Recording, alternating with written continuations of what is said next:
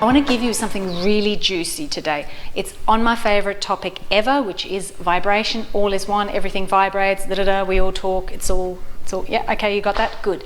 So, we talk a lot about raising your vibration, which basically means that your feeling state, your emotional state is a bit low. And when you're in that place, you're not creative, you're not intuitive, you can't connect to, big ideas, you can't see yourself ever achieving the things you want to achieve. So you need to lift your vibrational state, you need to lift your feeling state. Now there's a couple of ways to do that. Number one, start high to begin with. I know that seems stupid and obvious, but start in a high, good feeling place to begin with. Figure out how to wake up in the morning and put yourself in a good feeling place right away.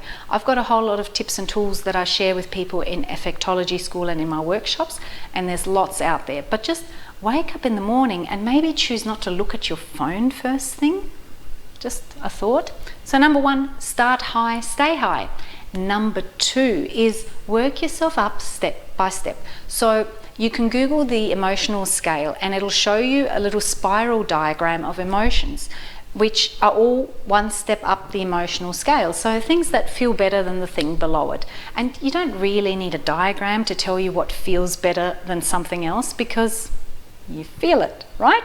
So revenge feels better than anger because it's empowering. So if you're in anger, move to revenge. It's a step up. Once you're in revenge, go to blame. It's another step up. Once you're in blame, go to, something a bit better. Just keep moving up until you can get to maybe hopeful or expectant. Don't try to go straight to love and joy and peace and bliss if you're in anger and revenge. That's a really long way to go.